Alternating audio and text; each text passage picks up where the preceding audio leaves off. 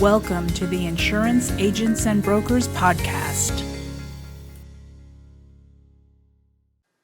Hello, my name is Megan Fioretta, and I am the brand manager here at IA&B. This is an audio version of the Coverage Corner column from the May 2024 Primary Agent Magazine. It is entitled, Horizontal or Vertical? Not just a geometry question. Written by Cathy, Trischan. What do geometry and insurance have in common? The answer is that understanding horizontal versus vertical is important in both. Imagine that your insured subcontractor has just signed a contract agreeing to provide $5 million commercial general liability or CGL coverage and to include the general contractor as additional insured. Furthermore, coverage for the general contractor needs to apply on a primary and non-contributory basis. This is easy enough to do on the subcontractor CGL policy. Insurance Services Office, or ISO, has a number of additional insured endorsements and a primary and non-contributory other insurance condition known as CG 20011219 endorsement that can be added. The problem is getting the $5 million CGL limit. Most insurers do not offer a $5 million policy, and the subcontractor is likely carrying a $1 million or $2 million CGL with an umbrella or excess liability policy to make up the difference. Many contracts allow one to meet the limits requirements with a combination of policies. While primary and non-contributory language has been added to the subcontractor's CGL, the subcontractor's umbrella, like most, states that its coverage is excess over and shall not contribute with any other insurance. To complicate matters, the general contractor's CGL states it is excess, but only to the subcontractor's primary insurance, to which it has been added as an additional insured. The general contractor's CGL does not make itself excess to the subcontractor's umbrella because the subcontractor's umbrella is not primary insurance. So which policy should pay after the subcontractor's CGL? The subcontractor's umbrella or the general contractor's CGL? Courts in states have addressed this issue using CGL and umbrella/excess liability language, have produced two basic interpretations.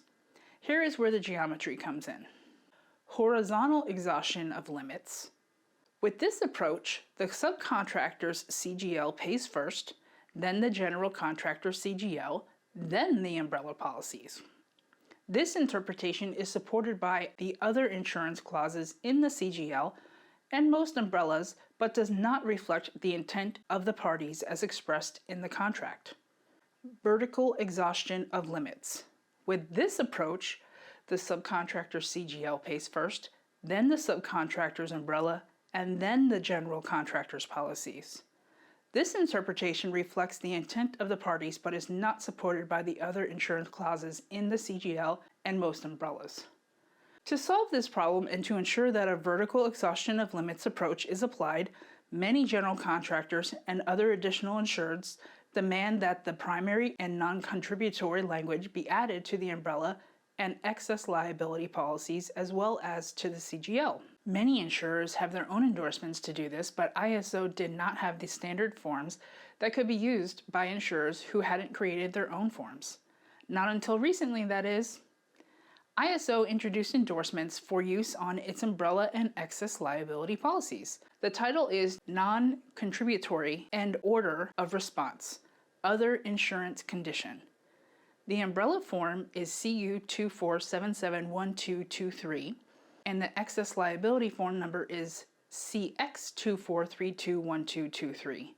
Both do the same thing if the named insured has agreed in writing in a contract or agreement that its coverage will apply before any other insurance available to the scheduled additional insured and not seek contribution from such insurance. Then the named insured's policy will do just that. It will provide coverage that is primary and non-contributory to any policy on which the additional insured is a named insured. Going back to our general contractor and subcontractor, The subcontractor's umbrella now provides coverage for the general contractor that is primary and non-contributory to the general contractor's own CGL. There is one more step to make sure all works as intended.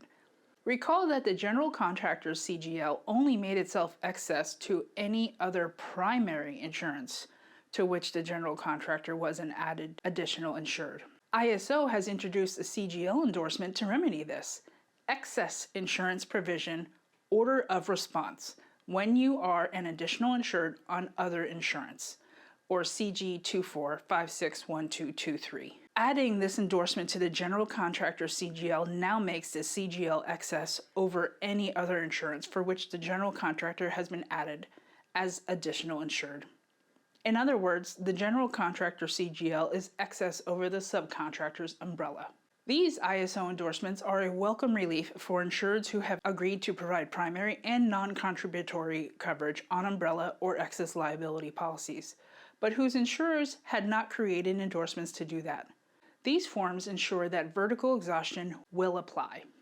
Now that the problem is solved, geometry anyone? Till next time. Written by Cathy, Trischan, CPCU, CRM, CIC, ARM, AU, AAI, CRIS, MLIS, TRIP, is IA&B's Commercial Lines Education Consultant. She works with our CIC and CISR programs as well as our live CE webinars. If you would like to learn more about the certificates of insurance, catch her at one of our upcoming courses at iab4me.com/education. Thank you for listening. Insurance Agents and Brokers is the premier resource and champion for independent insurance agencies in Pennsylvania, Maryland, and Delaware. For more information, visit iab4me.com.